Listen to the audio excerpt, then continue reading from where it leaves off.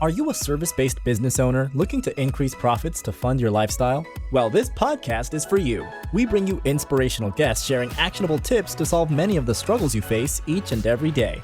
And now, over to your host, Paul Higgins. Hi, Paul here. Before we get into the show, would you like to make a great first impression on LinkedIn? If so, I have something just for you. When people search for your name on Google, your LinkedIn profile will normally come up first. Before meeting someone for the first time, how often do they view your LinkedIn profile? For many coaches and consultants I begin to work with, their profiles don't do them any justice. I've created a simple solution where you can whip your profile into shape to have your best foot forward when attracting new clients on LinkedIn. Go to blgdownload.com, so that's blgdownload.com to get your 5 killer tips today. Hello to the Build, Live, Give Solo podcast, episode number 278. If it's your first time, welcome. And if you love what you hear, please subscribe. I recommend listening to episode 0.5 first to guide you through the rest of the episodes. If you're a regular, thanks for your support. I love listening to podcasts and always have follow-up questions. If you're the same, go to paulhigginsmentoring.com/questions and lodge yours today, and I promise to answer it. A big shout out to Julie for her question on how to create LinkedIn events for webinars. The homepage, so if you go to your LinkedIn profile and click the little home icon, best to do it on your desktop. Go there, and on the left-hand side, you scroll down to events. So you'll see there's certain categories. You'll come to events, and then you just simply hit the plus key and create the event that way. There's quite a few options on it. I gave Julie a lot more detail. If you would like to get that detail, just contact me. And please check out past shows on your favorite platform. Just search Build, Live, Give. So today's topic is the 5 whys of sales. You will learn what the 5 whys is, where to use it in a sales call, and I'll give you my why, so why I use it, and also some examples. I'll actually give you one really clear example. So have you heard of the 5 whys before? And where have you used it? So many people have, and normally it's associated with problem solving. And I apologize for all the Japanese listeners, but Sakichi Toyoda, that was the original founder of this, but he was also the founder of Toyota. So in the 1930s, he was an industrialist, obviously an engineer, and came up with that. And then in the 1970s, it became a bit more popular, and Toyota now still use it in the day-to-day operations. So if you're working at Toyota, please prove that. That's a bit of Wikipedia and a couple of other sources, but they say it's still being used. And originally it was sort of like, how do you get from the boardroom to the shop floor? So obviously, back in the 70s in particular, there's a lot of corporate hierarchy. That's not the case today, but I think it is, how do you really get to the heart of the problem? And I like to use it in sales. And I've got a 10-step sales call process. So I'll quickly go through it and I'll tell you which one I mainly use it in. So I've got set the agenda is step 1. Step 2 is the ideal client. Step 3 is business model. Step 4 is provide value. Step 5 is new clients. Step 6 is sales systems. Step 7 is who supports you. Step 8 is what success look like. Step 9 is in the way. And step 10 is questions you've got of me. So just think about it like when I'm saying, how do you provide value, which is step 4, they say, well, this is how I provide value, etc., right? So where do you think I would use this the most? If you've guessed step 8, success, you're on the money.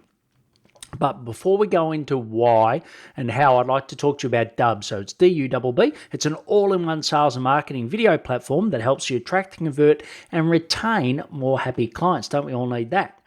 I used it this week to follow up on people who attended my webinar, and it really, I got a great response from that for doing that, because not many people do. But why don't you check it out for yourself? Go to buildlivegive.com/Dubb. So that's DUBB. So why and some examples. So how often do you get to the heart, the real heart of why someone is looking to grow their business. So I have people come to me all the time, and normally they use words like, when I say, so what does success look like for you? They say, I want to double my revenue.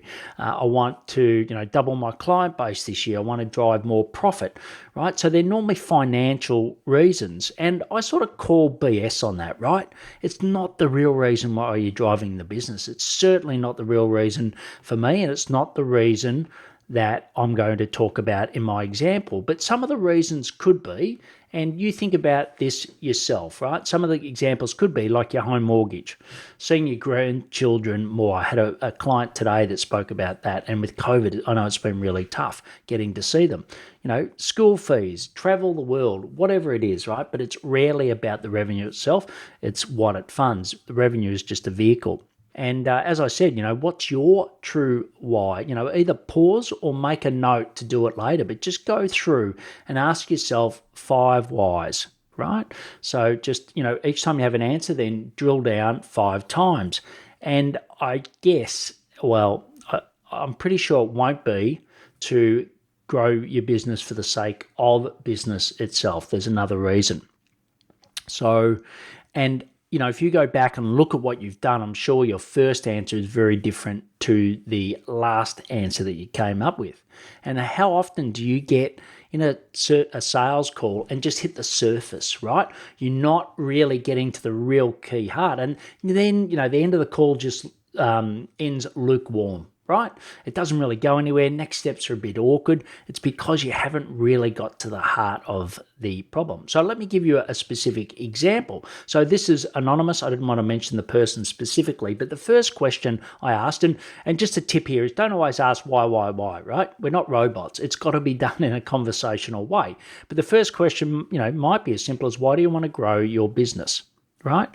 And the answer that I typically get, and the answer in this example I got, they wanted to double their revenue from 50K a month to 100K a month. I said, okay, that's great. And then I said, what would you do with the additional 50K a month, right? And they said, I would pay myself more, so draw more out of the business. So the third question I asked is, what would more personal income do for you? So it's not why, it's a what, okay? So what, in this case, it's still the 5 why framework, but I just changed the term. So what would more personal income do for you? And they said to fund my 4 children at private school, okay? And we sort of talked in the personal section up top where I said, that was the second step, that they had 4 children, they were at an expensive school, etc. So that sort of made sense. So far I've gone through 3 questions and got 3 different answers. So the fourth why was, why is private school important to you? So why send them to a private school? And it's sort of important to build the personal side at the top of the conversation, right? Because, you might have only just met this person, so you do want to build that rapport. But if it's done in the right way and you're asking open questions, you can, get the response that I got. So it was, my children are everything to me, right? And the person got quite emotional. I said, okay, so the last question, question 5, and I didn't obviously use that, but for your reference, the last question was, what is the impact to you of your children having a successful education? And they responded, they will get the opportunities I didn't, so they can be there to see their children grow up. I will never forgive myself for not being there for my children when they were younger, right? So this person was in their early 50s. They'd had a very successful career in corporate. But it really dawned upon me that, okay, that's the real reason why. So then when we spoke about, the program and what we could do, it was around that point, right? That was the true why. So listening to this, okay, what were you feeling as I read this to you? Okay? Jot it down even, but what were you feeling? And also, what are you thinking now, right? Based on using this 5 why structure. I personally have found it incredibly powerful, and so have the clients that are using it. So 3 key actions out of today. 1 is give the 5 whys a try in your next sales call. Number 2 is let me know how you went. Okay, I'd love to know if this really improved the outcome for you like it has for so many people that I've, taught this to. And the third thing is build your sales call steps, right? So I've got my 10. If you go back and listen to them, how are you building your call steps and then incorporating the 5 whys into number 8, the success. So you can get all the links to the show notes at paulhigginsmentoring.com/podcast, episode number 278, or on the app you're listening to now. I recommend the Pocket Cast app. Listen to episode 0.5 if you're new to the show, and it gives you a great overview. And if you like this show, it'd be great to have you subscribe. If you want to know if you're going to have a low or 7-figure service-based business in 2021, go to paulhigginsmentoring.com/assessment, 15 questions, 3 minutes, and there's a really clear call that I've got at the end of that to help you build your plan.